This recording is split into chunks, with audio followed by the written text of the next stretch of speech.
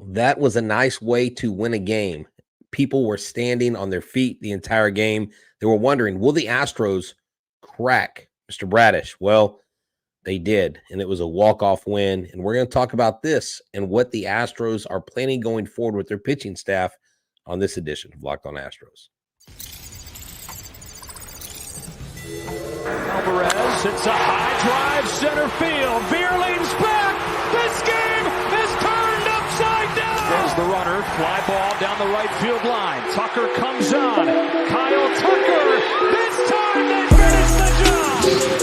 Hello and welcome to Locked On Astros, your daily Astros podcast. Here are your hosts, Eric the Man Huysman and Brett H-Town Wheelhouse Chancey. We are Locked On Houston Astros, and we update you joins for a daily Locked On Astros podcast. My name is Eric Huysman. You can find me on Twitter at Eric Talks Stros. Find the show at Locked On Astros. Your team every day. Brett, where can I find you at? They can find me at H-Town Wheelhouse on Twitter, Instagram, and TikTok. They can find me at Stros411 on Twitter, Instagram, and Facebook. Always positive, always Stros. Guys, thank you for making the Locked On Astros podcast your first listen every day, whether it's on YouTube. Go and subscribe to us. Just hit that red button down there and give us a big fat thumbs up as well. And go and make us your first listen on Apple, Odyssey, Spotify, wherever you listen to your podcasts. Go and check out the Locked On Astros podcast. Today's episode is brought to you by Bird Dogs. Go to birddogs.com/LockedOnMLB or enter the promo code LockedOnMLB for a free water bottle with any order. You won't want to take your Bird Dogs off. We promise you. So we've got a lot to talk about. The Astros won a game against the Orioles. It was a late win. Christian Javier had probably one of his best games of the season, and this was a must win. If they didn't win this game, they technically would have been out of the playoffs if they didn't win this game. And the Royals are on deck. This is the final homestand of the regular season. And I do have some breaking news that I want to go ahead and announce on this podcast, Brett. This is some breaking news that just came down the line. Apparently, Kyle Bradish has just been told that the DNA results are in, and he is the Astros daddy. In 22.2 innings, he has allowed 0 earned runs. So you can see he looks a little confused there. He's like, well, I don't want to be the daddy of a whole team. That's kind of a lot of mouths to feed. So he doesn't want to be the baby daddy there. So, but he's pitched very good against the Houston Astros in his career. Granted, it's a small sample size, but for as good as the Astros offense has been, he's found a way to shut him down. He has. And you know, you knew coming into this that the Orioles weren't just going to be pushovers. They weren't going to simply lay down. I honestly thought coming in, we would catch them on their heels in the first game, take advantage of that, and hopefully maybe after a split, go for a series win. I didn't think there was any chance of us really sweeping because, I mean, this is the third series in a row I believe we've lost if you're counting by games. Yes. And if there's ever a moral victory in a final win in a series against a very good Baltimore Orioles team, I think this is a good morale booster. I think this is one that I don't know if the players were panicking. I know the fan base was panicking. I know I was a little on edge during the game, but I don't know that this team ever really panics. And that's what separates the pros from the people that aren't pros like us. And that's why we are watching the game, they're on the field playing the game and executing.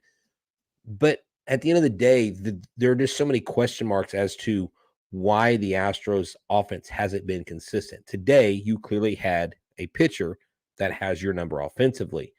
You had Yordan Alvarez out of the lineup because Dusty Baker said he hadn't been running well. He actually hasn't been hitting well. I think he was 1 for 8 in the series. And so it wasn't a terrible idea to sit him, but the optics look bad. You're going to avoid a sweep. You sit Yordan Alvarez. Is Dusty serious? Well, it worked out. Diaz went in, basically took his place, did phenomenal. We'll talk about Diaz and Dubon later. But Javier, Eric, as you mentioned, 11 strikeouts. I mean, this was an absolute gem. And you need Javier to be pitching like this because you and I have asked the question, is Javier worthy of a rotation spot when it comes to the playoffs. And if he catches fire these last couple starts, then I think he earns that right. He looked very good against a very good offensive team. All right, so let's go ahead and do thoughts by Dusty a little early today. Thoughts by Dusty. This is about Yordan Alvarez. He said, I just decided to give him today off, and then he'll be good through the season, much like I did with Tucker. Sometimes you maybe sacrifice one game for the next 9. From my experience, I've seen it to be very beneficial, not only physically, but mentally too. So, Brett, I'm going to go ahead and take the day off tomorrow for the next 9 podcasts. That way, my next 9 podcasts will be better. Is that okay? That's what Dusty Baker does. I mean, is that what's going on here? Hey, look, Eric, if it makes you better, then please. No. Look, and I didn't necessarily understand it. And of course, I retweeted a picture of him in his Hawaiian shirt because I kind of jokingly say on the show, and I've said it more than one time. If you've watched a number of episodes this season, you've heard me say I picture Dusty Baker coming to the clubhouse wearing a Hawaiian shirt with a straw hat and a pina colada, like in a coconut in his hand, saying, "Hey guys, we got a game today," because he's so laid back, because that is his personality. I've always respected Dusty. I don't necessarily agree with all his decisions this year, but I go back to the playoffs last year. I was the only one in any media format writing about Dusty being the X factor. Today, he actually executed the game really well. And I even think on the days of the games where maybe he puts a lineup that I'm not real big on, that lineup construction isn't necessarily the reason why they lose. You just go up there and don't execute, because bottom line is Dusty doesn't hit. Dusty doesn't get in the box. But you still wonder, why doesn't Diaz get more starts? Why isn't Diaz a more regular part of the lineup? He was a big part of this game today. Yordan could have, I think Yordan looked noticeably, I don't know if he was upset, but he wasn't happy with what was going on going into the bottom of the ninth, because he had walked, right? He didn't get a chance to hit. And you could tell, like, he's a competitive guy, that he wanted to be a part, but ultimately they respect the manager in that clubhouse, and that's what you want. Yes. So today's game was it was kind of one of those. Okay, it was 1-0, but the game before was a little bit more stressful. And Dusty Baker said this. I didn't see this when I did my podcast last night, but he said, if I knew why it wouldn't be happening. Sorry, if I knew why we were having trouble scoring at home, it wouldn't be happening. Plus, our pitching guys are spending hours upon hours trying to figure this out.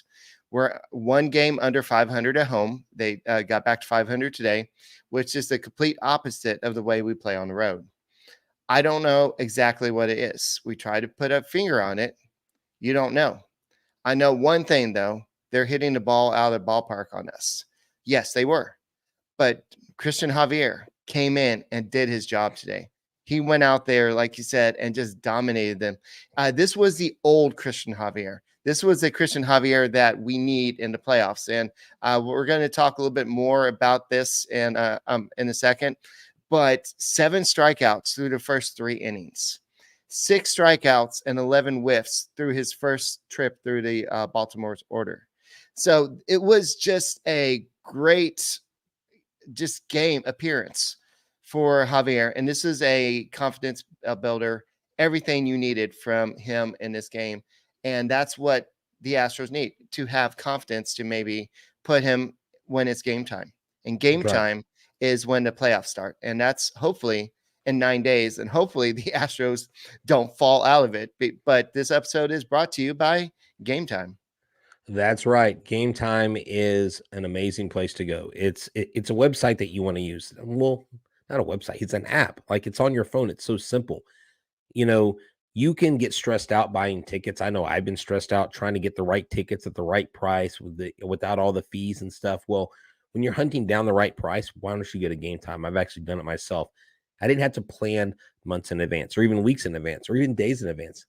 I did it the day I went. I parked my vehicle, walking up to Minute Maid Park, used the Game Time app. Literally searched the game, search the price range I wanted, 2 clicks, and I was set. And this is what they have also. They have a game time guarantee that if you find a seat in the same section, in the same row for less, they will credit you 110% the difference. And it's exclusive flash deals, not just on baseball, but football, basketball, concerts, comedy, theater, and more. Went to the Texans home opener, and I was there hosted by somebody, but I looked on the Game Time app. They had flash deals and they had amazing deals. So you can get images of your seats in a matter of seconds. You can get that using your phone directly. So right now, if you use the promo code Locked On, you get $20 off your first purchase. Go to Game Time today. Last minute tickets, best prices guaranteed. And the Astros play the Royals on Friday, 7:10 p.m. Central Standard Time. Catch every pitch of the Astros hometown broadcast with SiriusXM on the SXM app. Search Astros. Now, Eric, before you launch into some alternate topic, the Houston Astros today, before they got to the point of tying the game, or before they got to the point of literally walking the game off, there just wasn't a whole lot going on. And Hector Neris did something that I really overlooked. The bullpen really stepped up today, but the energy Hector Neris brings, I just have to highlight that, because the other day we talked about it. He has closer stuff. He has closer moxie. And Right. you knew at the end that it was going to be Press's game for the close, and I'm glad he did his job. But literally, there were 2 guys on. It was a key moment for him. He had given up 2 hits, but he got out of the inning without giving up a run. So the bullpen, after Javier did give up the 1 run, shut the game down. And when you shut down this offense, and Gunnar Henderson was 1 for 4 today. I mean, he's been lighting the world on fire at Minute Maid Park. And Javier in the bullpen absolutely neutralized him. So that's a good job by them. So Javier had 5 innings, only allowed 3 hits, 1 earned run, 2 walks, 11 strikeouts. This was tied a season high, 20 swings and misses, 14 on his fastball, 91 pitches, 62 of them were strikes. So he was striking people out so much that his pitch count was up there. And so if you're looking at everything, it was just good. The Orioles fouled off 12 pitches, only put 4 in play with an average of 78.6 mile exit velocity. 8 of his strikeouts ended on whiffs on his fastball. So he had his stuff back today. So I don't know what happened, if they went ahead and just finally figured out what mechanically he's been doing wrong, or it's just something that he figured out on his own. But definitely just looking at him, this was a much different Christian Javier. This is the guy that the Astros can count on in the postseason, because we have not seen that guy.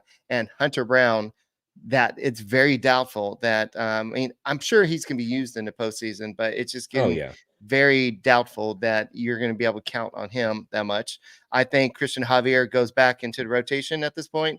JP France is probably in the postseason rotation, assuming, so we'll see what happens. Yeah, I mean, obviously your top 2 are JV and Framber, and then I think JP France is an easy third for me after that. If Javier is dealing, Javier and then JP. But hey, Jay Roberts asked us, Dusty pulling Graveman with 2 outs, do you think he's lost some confidence in him? I don't think he's lost confidence in him. I think he had the plan to bring in Abreu all along, longer than just the 1 inning, because he did pitch 1 1/3 inning. Abreu's been nails. I mean, he continues his scoreless streak. It's the longest one in the majors, and I think he wanted to give him more than just 1 inning of work, since there is an off day on Thursday. So I don't know that they're losing confidence in him. And if he was, you would never hear Dusty say that. Well, I mean, some people say that he's not too confident on certain players, or he won't praise certain players, but I don't think you'll ever hear him say he's not confident in somebody on the mound. But, Kendall Graveman, 2/3 of an inning, gave up 1 hit. He did have 1 strikeout. But again, I think the key here is he held them. Presley didn't give up a walk or a hit. He didn't have a strikeout, but he got the outs needed in that 9th inning. And so they go on to win this game. But Eric, the bottom of the lineup today is really where it happened. I guess more like the middle of the lineup Diaz, McCormick, Myers got a hit, Dubon with the big hit. But Diaz coming up in the ninth, getting that little bloop single that he turned into a double with his wheels. And then after him, you had who was it that came up? Chas McCormick came up, and he got out. He advanced the runner, yeah. Okay, he advanced the runner, and then I believe Myers did Myers strike out there?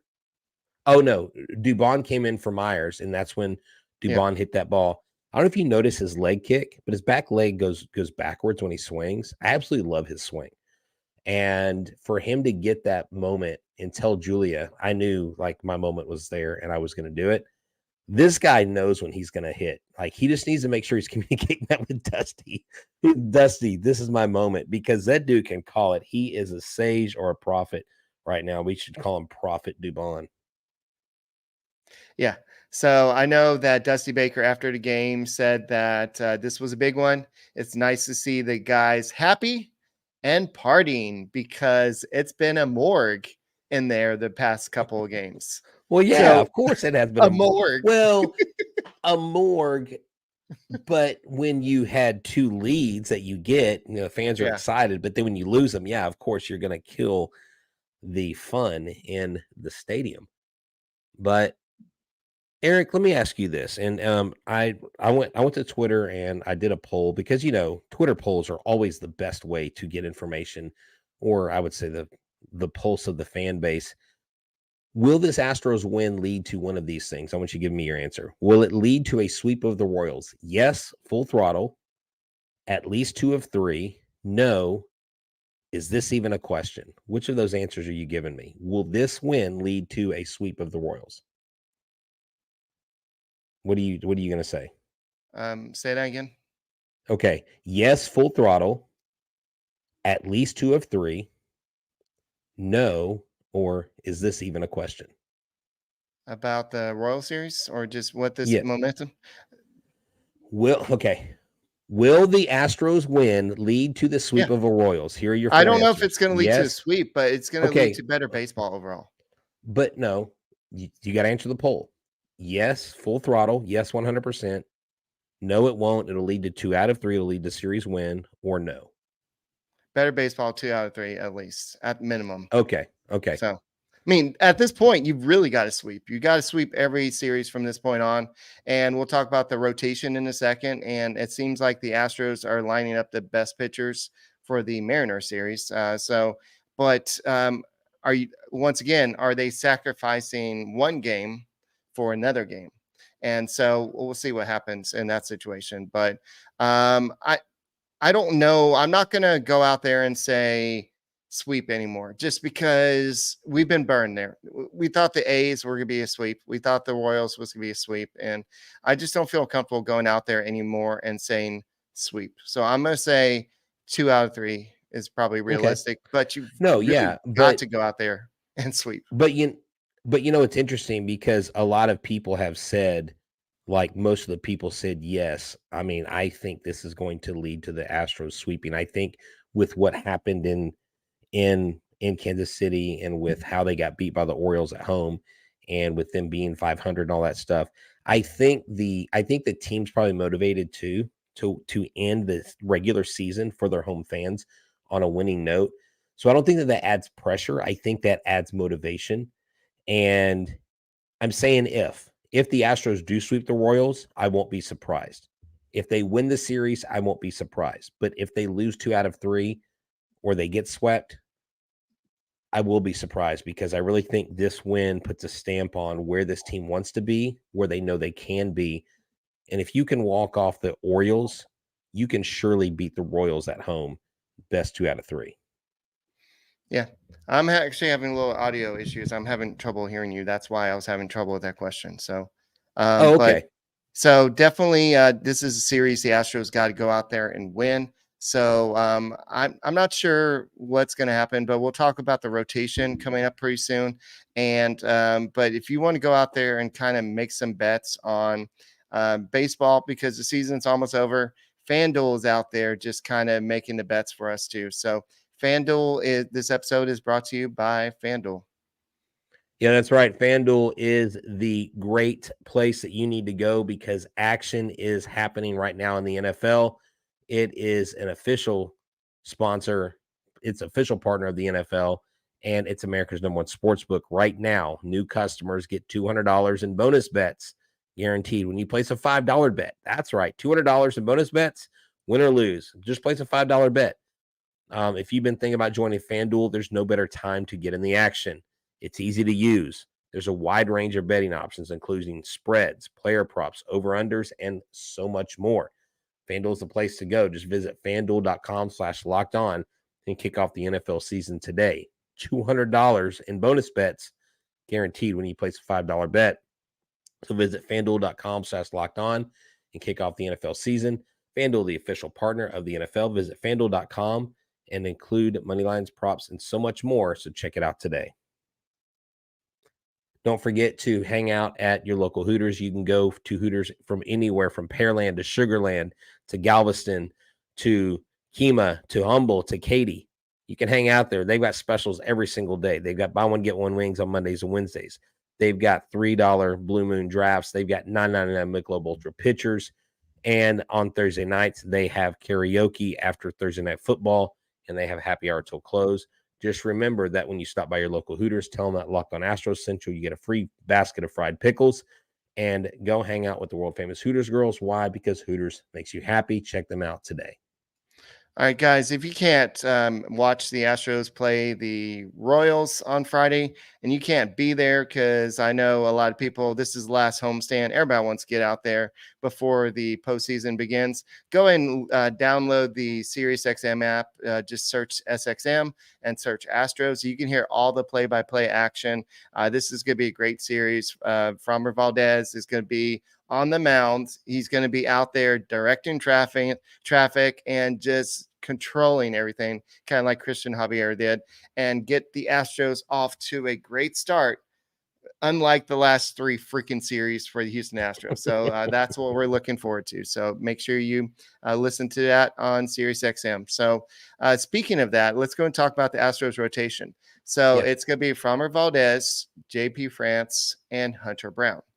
So what they're doing is they're going to go ahead and save Justin Verlander for Seattle. And also you're going to have Valdez pitch again versus Mariners and Javier pitch versus the Mariners. So this is going to be probably the best 3 pitchers. I mean, JP France has been one of the most consistent pitchers for the Astros.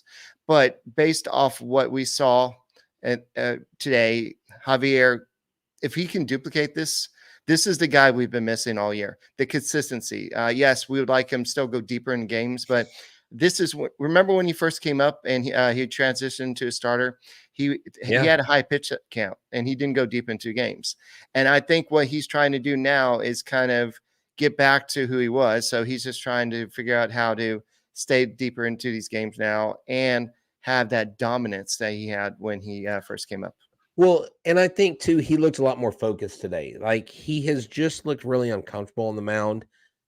He just, not that he wears his emotions that readily, but you can tell if you go back and watch the games where he's gotten in trouble, where he hasn't had success, you can tell he's perspiring a little bit more. He just has a look like the motors are turning. Like, I can't quite figure out what it is I'm not doing or I need to do. Am I overthrowing? Am I, like, what's my spin like? What's the feel of the ball? And today, he just went out there and he looked comfortable. He never got flustered. He never got excited. And he did a really good job. Dusty Baker it was funny. Dusty Baker was asked the question again about Maldonado versus Yanner Diaz in playing time. And he said, look, he goes, I've answered this question a million times.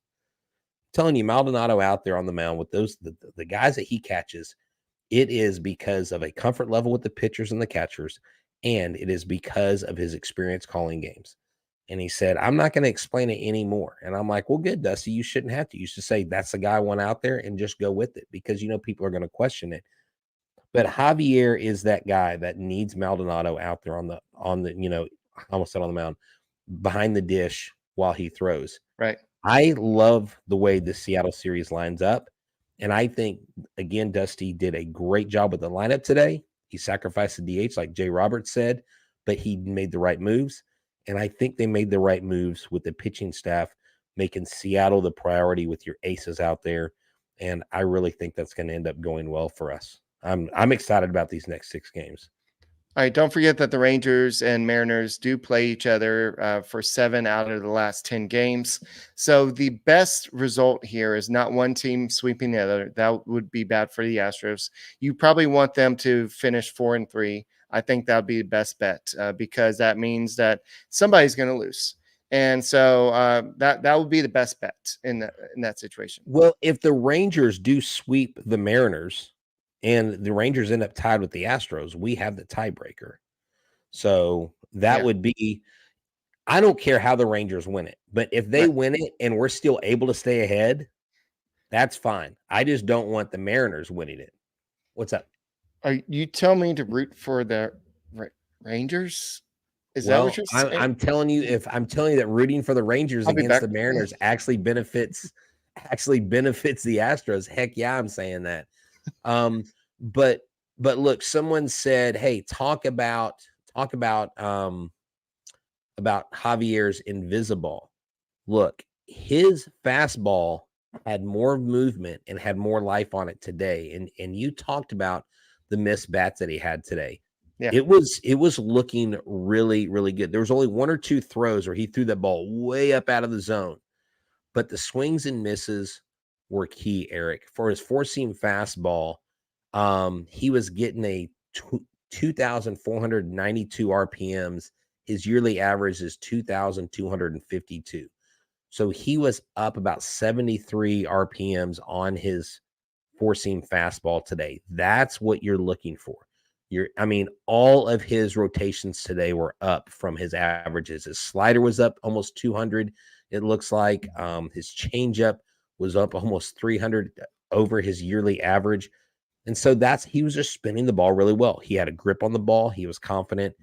And if he can lock it in, these other guys can lock it in. I'm telling you, this team can do great things come October and come playoff baseball. Maybe we'll be saying, "Oh, ye of little faith," because we got all freaked out over the regular season. But here come the playoffs. Let's go. Yes. So you sent me something from Sarah Lanes. This is the first time since 1969 that in a division with 10 games or less, that 3 teams are within a half game of each other for the division. So this is crazy. The fact that if, let's say, the Rangers were to lose tomorrow, they'll be out of the playoffs. I know there's other times, but it's just crazy how one loss could literally put you out of the playoff picture for right now. That's what happens when the Blue Jays go on that winning streak. It was going to be all AL West wild card situation, but now it's the Blue Jays were like, no, y'all are over there sucking. We're going to take advantage and we're going to start winning and then doing that. So, somebody said that we should put that Dubon pick up, but Brett took that away from me. I'm so sorry about that. I cannot put that up. Yeah, anymore. I can't find it. I was trying to find it. I was trying to do it incognito without you blowing my cover, dude. But don't worry about it. It might show up, Eric. It might show up. Okay. Okay, for those of y'all that are new to the podcast, we had like just a picture of Dubon that we would put up in the middle of the show when he was going through his hot streak at the beginning of the year. So all of a sudden, Brett would be doing the live read for a ad, and I'll put Dubon's picture in front of his face. But apparently the Orioles, it was rookie dress up day. And so half of their team just emerged from this is what Chandler Rome said, I think. But half of their team just emerged from the third base dugout shirtless, wearing bathing suits, floaties, snorkels, goggles, and body paint. Okay. So I get the beach theme, but body paint. What are you doing with the body paint, guys? I don't know. That's a little weird. Kind of weird. And weird. One man is dressed up as Santa Claus. Others are in jumpsuits. So rookie dress up day. You gotta love it. So anyway, so I know that I kind of touched on this a little bit, or the listeners kind of touched on it. Michael Brantley is a little sore. he's ailing some. That's all Dusty Baker said. He was not available today. Otherwise, we would have seen him instead of John Singleton. And we don't know what's really going on with Yordan Alvarez. So, Brett, any closing thoughts? No, I just, I enjoyed the game today. I thought it was a great win. I thought that the Astros did a great job. The bullpen came in and did a good job. Presley looked great. And look, Hector Nery's got that fire, and I appreciate that. And just make sure, look, hey, when you're on Twitter, don't tweet emotionally. Take it from me, H-Town Wellhouse. It doesn't usually end well. But thank you all for those of y'all who follow me and follow Eric on the show. Make sure you subscribe to our YouTube channel and become an everydayer. Make us your team every single day. And go Astros. We'll see you tomorrow. Yeah.